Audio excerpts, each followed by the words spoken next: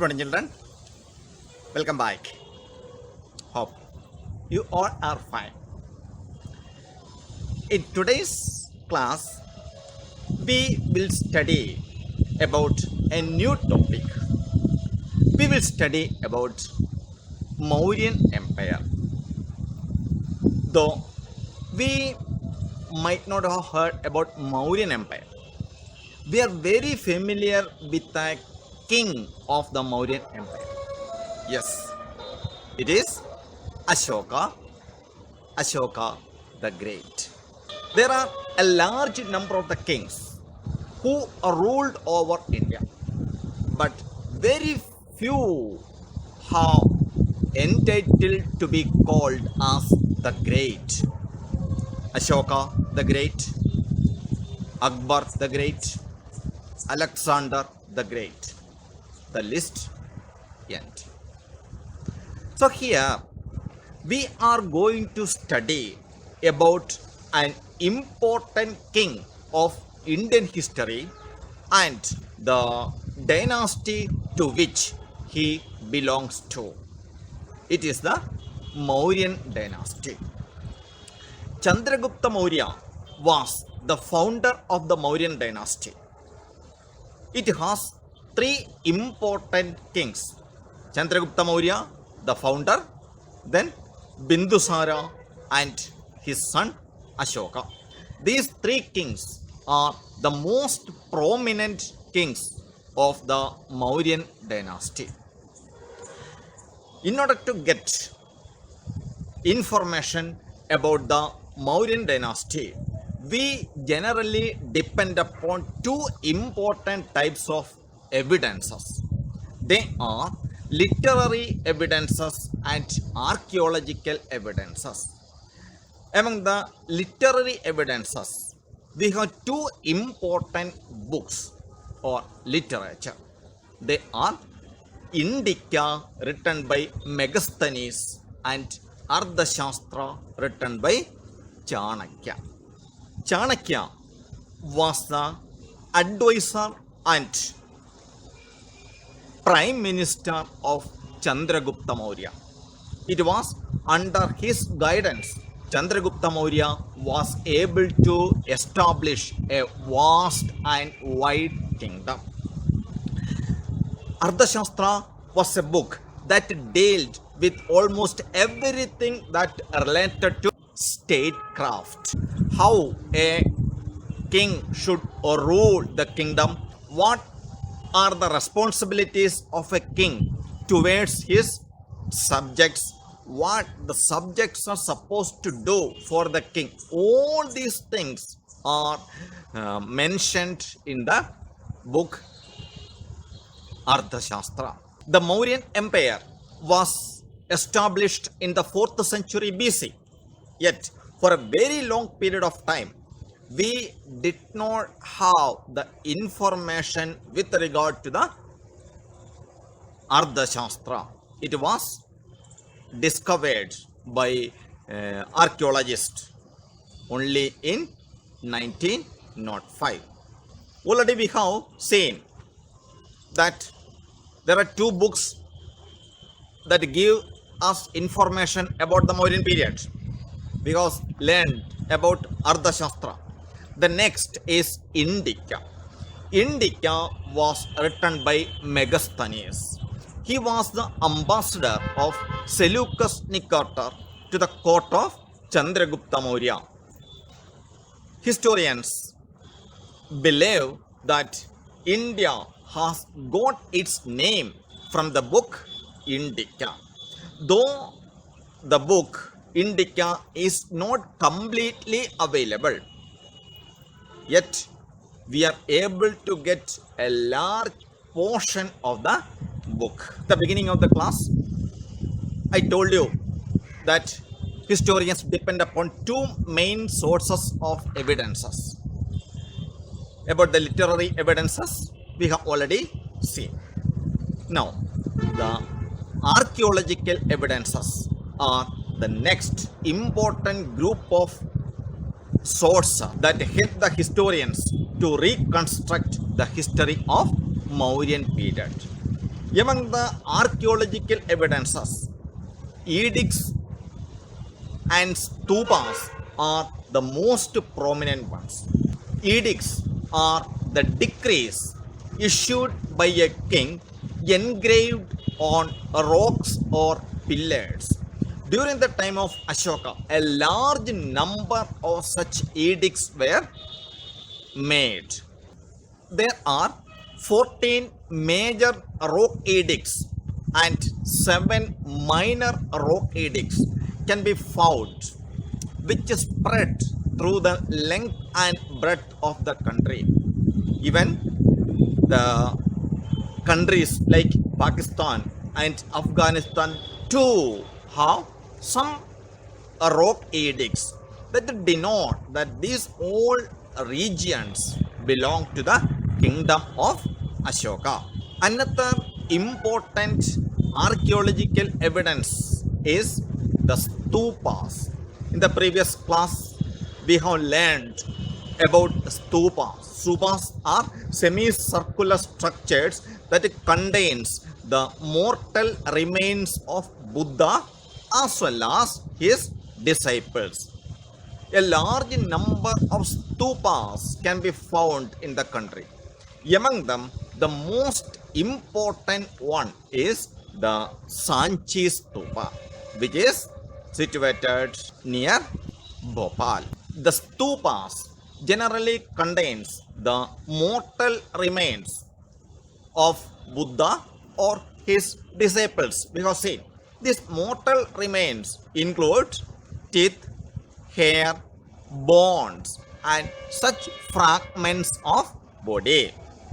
When we hear Ashoka, the incident that comes to our heart is the Kalinga War. Kalinga War was the most devastating war that was fought by Ashoka. Already, we have learned that the Mauryan dynasty has three prominent kings: Chandragupta Maurya, the founder, then Bindusara, and his son Ashoka. These are the three important kings of the Mauryan dynasty. Among these three, Ashoka is the most prominent. After ascending the throne, Ashoka adopted a title called Devanampriya. That means one who is liked by the gods. During his lifetime, Ashoka has fought a large number of wars. Some historians even say that after killing his own brothers, Ashoka rose to the position of a king. And among those large number of wars, Kalinga War was the last and the most devastating war that was fought by Ashoka. The Rock Edict 13 gave a lot of information about the Kalinga War. It tells that both sides caused severe casualties. Ashoka conquered almost the entire Indian subcontinent except a small kingdom called Kalinga. It was the present day Orissa. The king of Kalinga, though he had a small army, they fought very valiantly, and thousands of people had died in the war. After the end of the war, Ashoka just had a walk through the battlefield. There he saw that the battlefield was completely filled with the dead bodies of human beings and animals, like horses and elephants.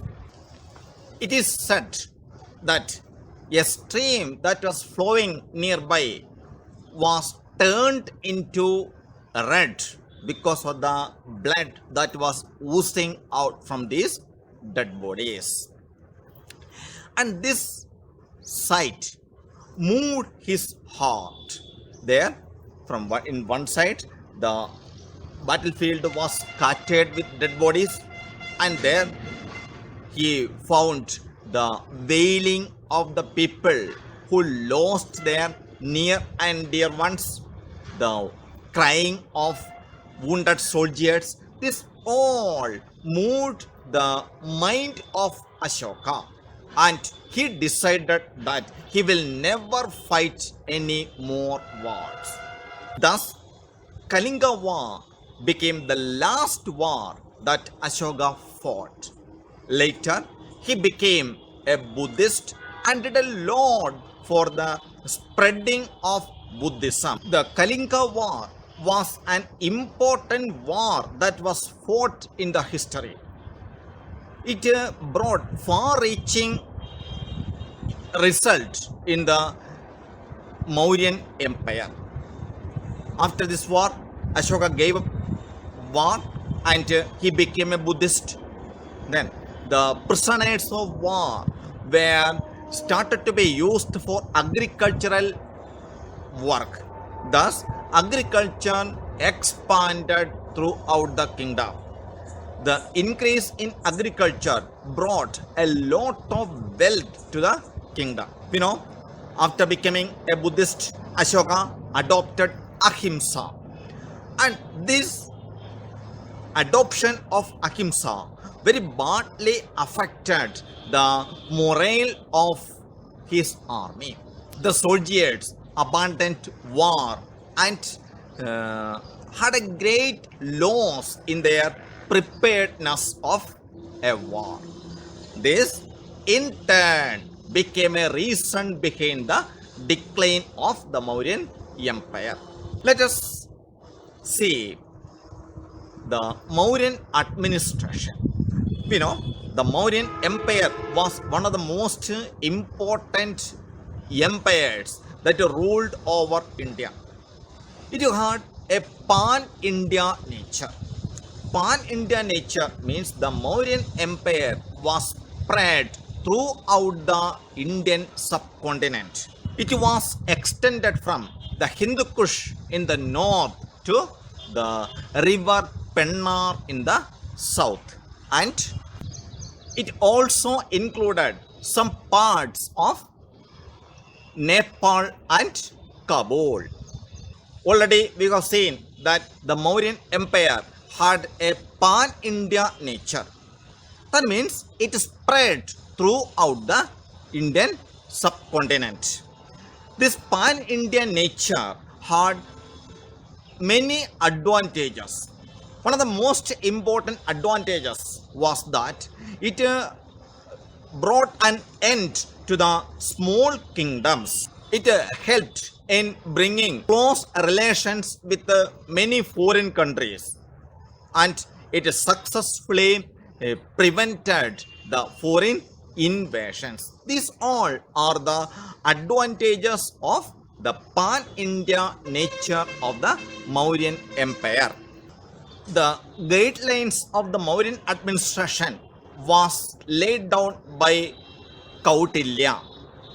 In his book Ardhashastra, Kautilya, he mentioned how a king should dispatch the duties, and it was followed by Chandragupta Maurya and his son Bindusara and grandson Ashoka. The Mauryan administration has two divisions: the central government and the provincial government. The central government was headed by the king, and he was assisted by a group of ministers called Mantri Parishad. There were various departments, and these departments were headed by officers. These officers together called the Mantri Parishad. The most important among the Mantri Parishad consisted of Purohit, Senapati, Sannidada, and Samharta. Pujari was the chief priest. He advised the king in religious matters as well as assisted him in administration. The king took all the important decisions after consulting the Pujari. Senapati was the commander-in-chief of the army. Sannidata was the head treasurer. We can call him as the finance minister. Samharta was the taxation expert. He determines how much tax should be collected from the peasants. So these are the important officials of Mantri Parishad. In addition to these officers, there were minor officers like in charge of agriculture, director of ports and mines and all. Already I told you that the Mauryan government was consisted of two divisions, central government and a provincial government. Already we have seen about the central government. Now come to the provincial government.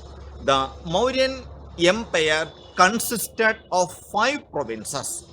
Of these 5, 4 were already existed, and Ashoka added the 5th province. It was Kalinga. Magadha, Gandhara, Avanti, Southern province and Kalinga are the 5 provinces of the Mauryan Empire. It is said that Ashoka was the governor of Avanti, which had its capital at Ujjaini. The head of the provinces were called as Kumaras or Aryaputras. Generally, these Kumaras are the family members of the king. Most probably, they are the sons of the king. These Kumaras or Aryaputras were assisted by Mahabandras or governors. Pradeshika, Rejuka and Yukta are the officials who worked at the provincial level. Pradeshika was the tax collector. Rejuka performed the duties of a modern day Tahsildar. Yukta was the treasurer. The provinces were further divided into districts which are called Janapadas. They were looked after by Pradeshika, Rejuka and Yukta. These 3 officials can be found in the district level as well as in the provincial level. Important cities had their own system of administration. The in charge of a city was called as Nagaradhyaksha. He was helped by a board of 30 members. These 30 members were divided into groups of 6 members. Land revenue was the most important source of income. It was 1/6 to 1/4 of the total produce. In addition to the land revenue, the king collected some special taxes called Beli and Bhaga. Toll tax was another important source of income. Toll tax was collected on the goods and commodities that were brought to the cities. The Mauryan rulers maintained a well-knit spy system. Since the extent of the empire was very vast, it would not be possible for the kings to maintain law and order. The working of the bureaucracy or the officers were intimated to the king through the spies. The spies inform the king about the happenings that takes place even at the far away places. Thus, the spy system contributed a lot for the administration of Mauryan Empire. Till the Kalinga War, the Mauryan rulers maintained a very huge army. During the time of Chandragupta Maurya, the Mauryan army consisted of 6 lakh infantry, 30,000 cavalry, 9,000 war elephants, and 8,000 chariots. Such a large number of soldiers were maintained in the Mauryan army. But after the Kalinga war, Ashoka decided that he would not fight any more wars. Thus, the number of soldiers in the Mauryan army was brought down. The administration of the army was carried out by a military committee of 30 members. They laid down guidelines for recruitment. The soldiers were paid their salary in cash. After becoming a Buddhist, Ashoka gave a lot of importance for the spreading of Buddhism. He practiced Dhamma. It was a Prakrit word for the Sanskrit Dharma. Ashoka's Dhamma had the following characteristic features: respect to elders and love to children, practicing ahimsa and non-violence. Good deeds or good karma would bring happiness. He taught people to respect all religions. He disapproved all kinds of meaningless rituals and religious ceremonies. So these are the features of Ashoka's Dharma. Ashoka wanted his subjects to follow his Dharma. It was not any religious principles. Instead, it was a moral law that consisted good aspects of all religions.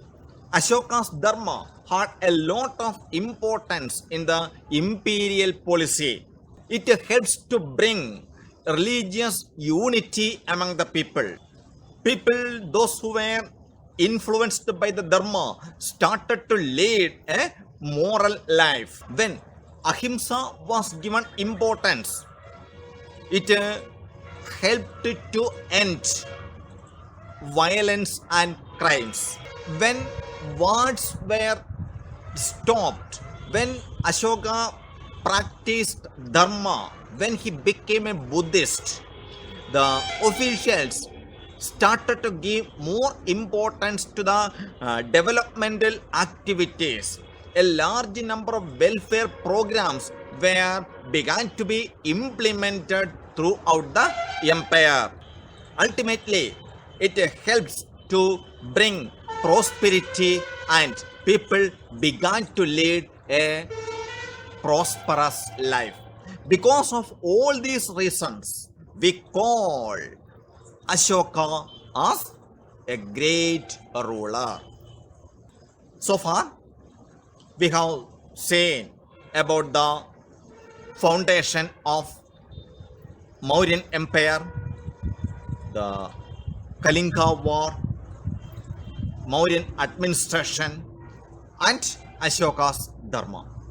Hope these topics are clear.